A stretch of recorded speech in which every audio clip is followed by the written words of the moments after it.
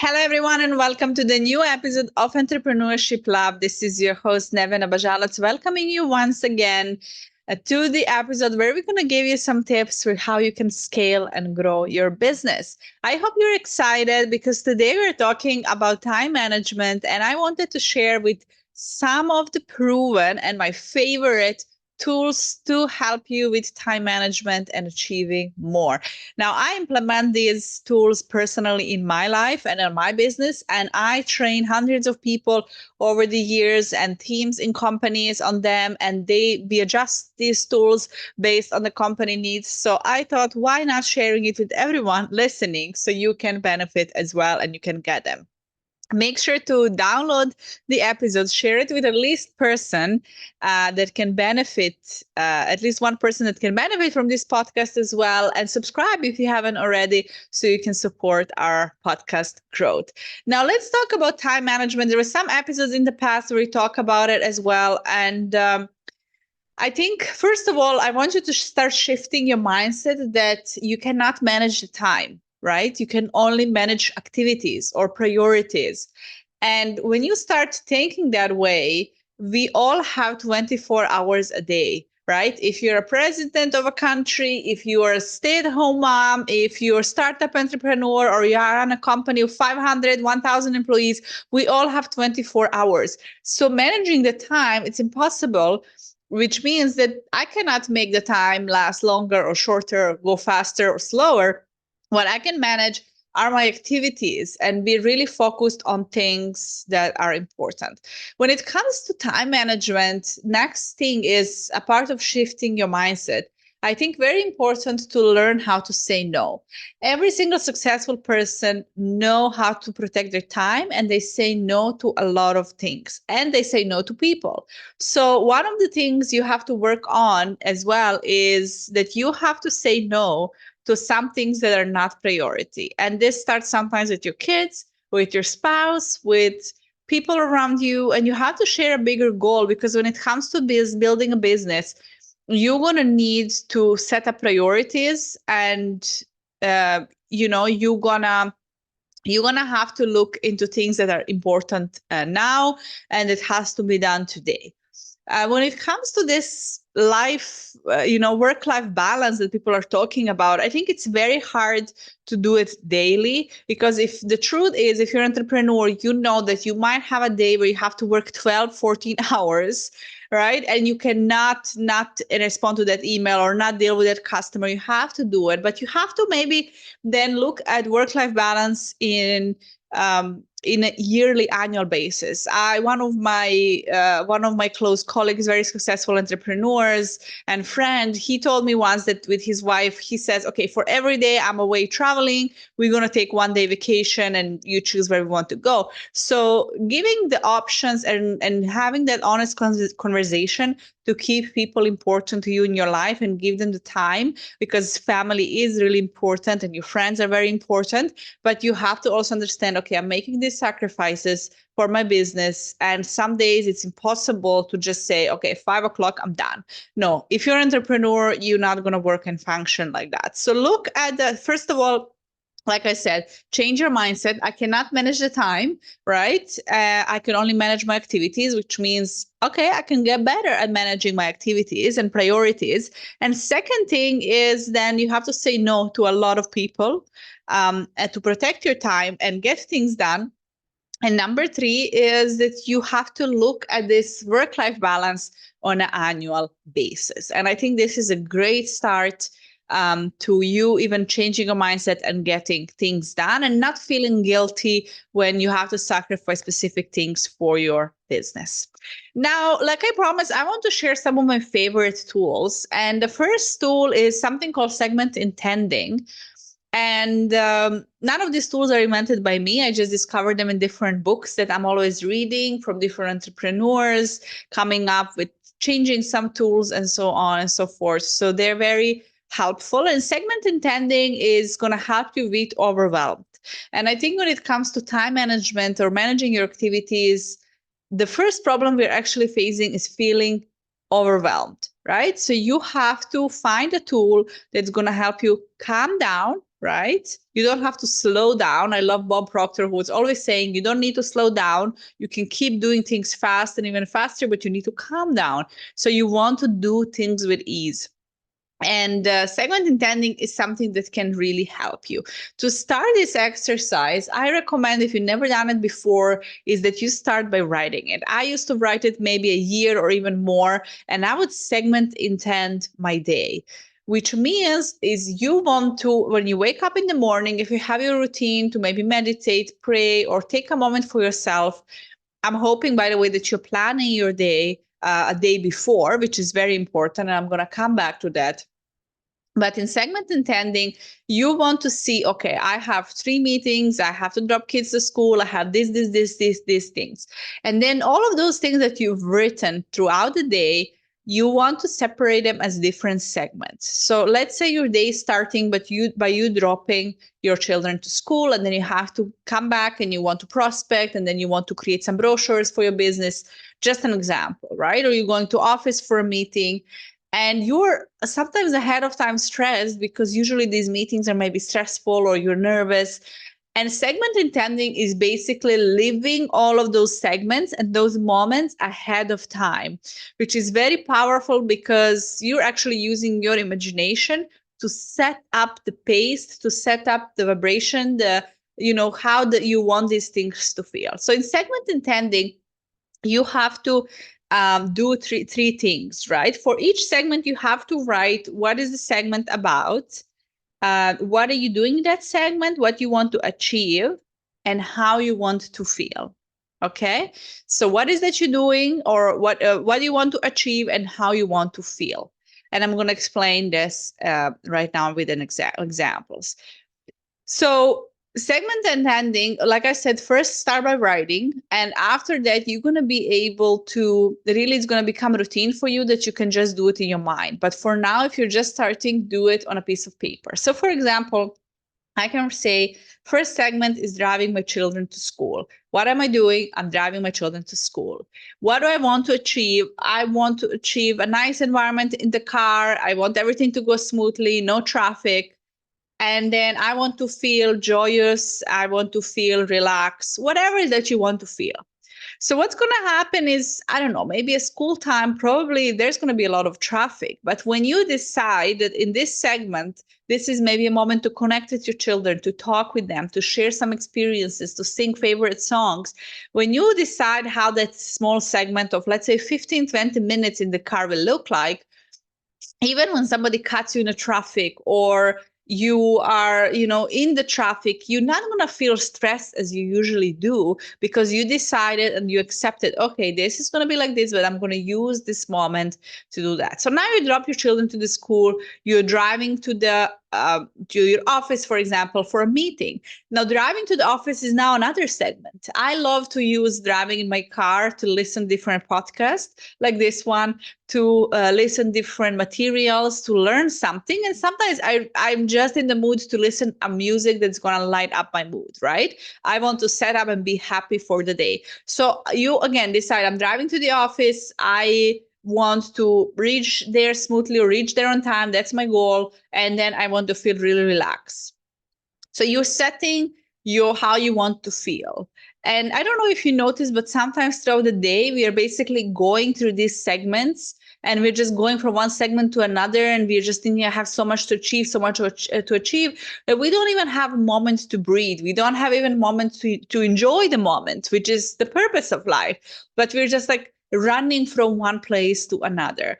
And this is exactly what this exercise will help you with. Now, when you calm down your emotions, when you calm down and you decide that you want to be present in every moment, guess what? Your focus is better. When you're calm, you can achieve more. And all of a sudden, everything we're talking about time management is basically achieving more for a shorter period of time. And that's what we want to do. So next segment, for example, for you is you're in the office. Sometimes ahead of time, you had a lot of negative experiences. Maybe the meetings are long. Maybe you think they're useless. Maybe you are like, oh, the people will complain, or I have a meeting with clients and they're going to all complain. you're actually imagining negative scenario. So in segment intending, you want to imagine positive scenario. Or if it's a meeting with your team, you want to say, we're in the meeting. Our goal is to get productive and get as many innovative ideas from the team. And I want to feel inspired. I want to feel that I am also leading and inspiring people in the right way. And I want to feel that this meeting was very productive. So I'm setting the intention.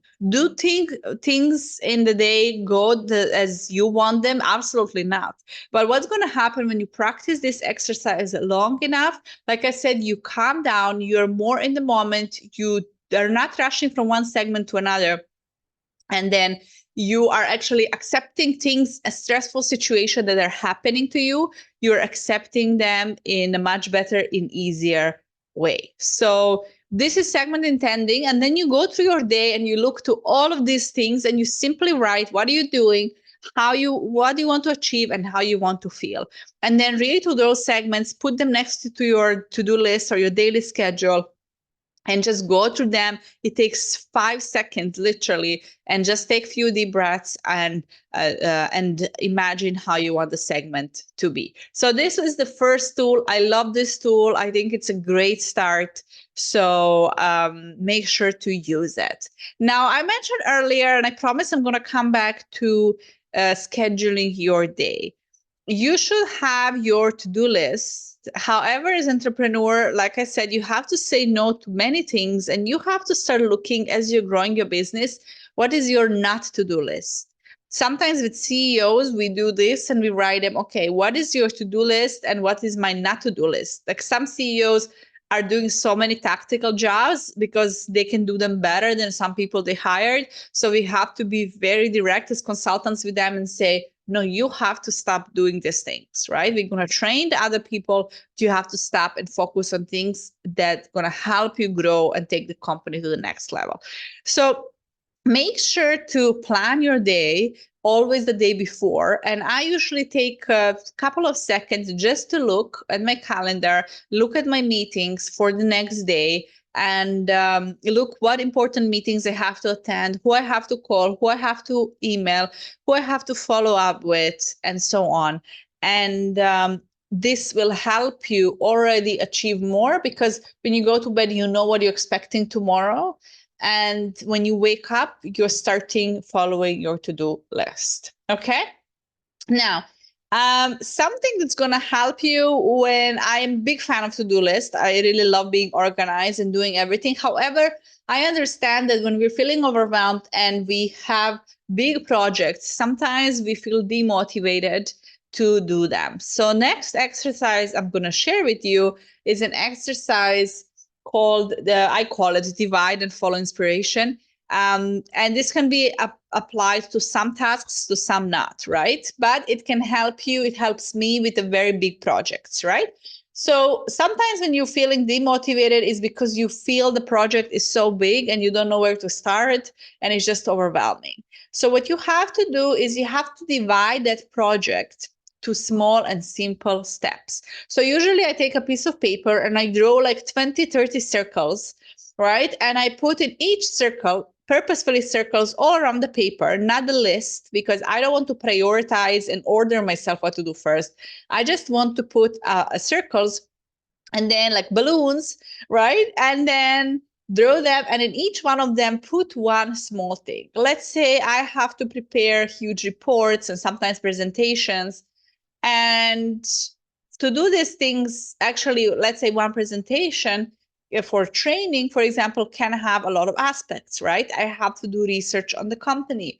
I have to collect information from the company that we need. I have to I need to collect and download certain pictures. I have to decide what is my objective and result for this training. I have to decide what practical exercise I'm going to do. I have to, create the text and so on and so forth. So I can write all of these small things, right? And it's called divide and follow inspiration. And sometimes in these big projects, I don't have to necessarily do them in order, right? So maybe I'm feeling really inspired to quickly Google and find some interesting photos I want to include, or find some interesting exercises that I can give to the team. So once I find that, I'm like, okay, this one is, I can cross it. I can cross this bubble or this circle and see what am I feeling inspired to do next. Same thing is when you're writing a book. I wrote several books, and in books, how I usually operate is that I am making like a skeleton of what is the book about, and then there should be kind of like a journey in. I usually write how-to books, right? So self-help books and things like that. So it's not a novel, but there is kind of like a journey. In this process, so I'm beginning to the end. So I usually divide a book maybe in 3 parts, for example, and then in each part I have 3 to 5 chapters, and what is the chapters about. And then I follow inspiration, because maybe I am feeling really inspired to talk about something that's chapter 13. So you don't have to do these big tasks by starting from number 1 to number 30. You can follow the inspiration, and then you connect the dots and you put the project together. And this is something that I really love, and it really excites me, and I love doing it. All right. So I hope you're going to use it as well for your big projects, and you're going to finish them so fast and in no time that it's going to be actually super, super fun. Now, before I go to the last tool, which is kind of my favorite tool as well, I want to just share another thing that's very important when it comes to time management, is that you have to look at the actions and things you're doing in your business, in your life, and you have to see, what can I eliminate, what can I automate, and what can I delegate to someone else, right? So is there someone who can do the things I'm doing as well, and I can give this to them? This can be even help around the house, or with your family, or with your partner. Like, how are we going to delegate these things between us, and what we're going to, how we're going to work as a team or have a help, and we can delegate, so I can free up my time. So I'm not frustrated, for example, for not growing my business. So you have to delegate certain things. And then in business, with so much technology, it's so important that you start automating things, right? The more you automate, the easier and the better it will be for you. So how can I automate certain things that I don't have to be doing them over and over again? And then eliminate is, what are some things that I'm going to completely eliminate and stop doing because they don't bring me results? And in business, so many even companies are doing things, they don't bring them results, but they're like, okay, we have money from other departments, so we're keeping it. But that's not a solution. You should really honestly looking at the things that you should honestly looking at some things that are not working. I do this every 6 months to a year, and I'm like, has this generated enough income? Are we going to continue doing it? If it doesn't bring the profit, we're going to stop doing it, and we're going to focus on things that are bringing us revenue and bringing us profit. So it's just something that I highly advise you do. So let's jump to the last exercise, and this is weekly tracker. I love weekly tracker, and I cannot show it to you visually, but basically you can create it in an Excel sheet. You can write it by hand, however you prefer. And what happens is that first column, or first, I don't know what is row or column, sorry guys.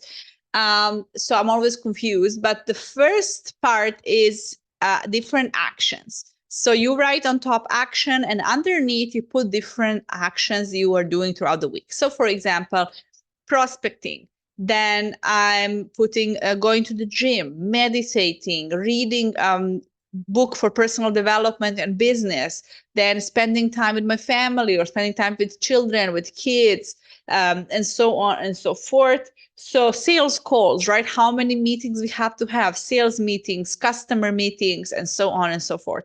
So you can list any activities you want to do.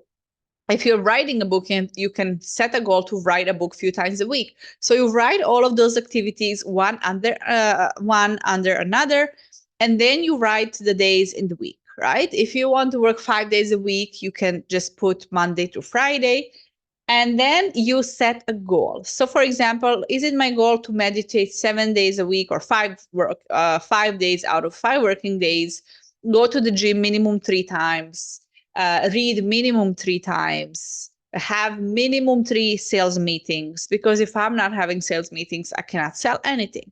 So you set a goal, and then the last part is achieved. So in the last part, achieved, is where you're going to feel how much you actually achieved that week.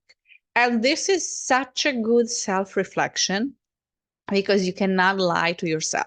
So what happens on Monday is that end of the day, you go and you say, okay, I meditated, check. I went to the gym, check. I didn't do any sales call. I didn't spend time with my children. I didn't have time, and so on and so forth. I didn't prospect. So Tuesday comes, you're going to fill up your checklist again. When Wednesday comes, this is a reality check.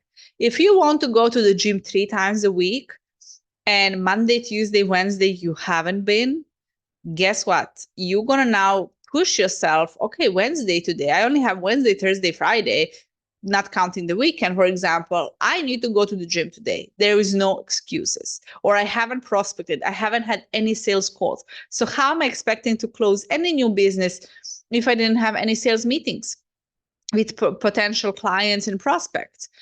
And this gives you a really true reflection on what's happening and what action are you doing and not doing, and what are you prioritizing or not. If you're watching Netflix and you're not reading a book, but you're watching, movies and stuff, which I love as well. But then I'm like, okay, am I really reading these books that's going to help me go to the next level and help me learn new things?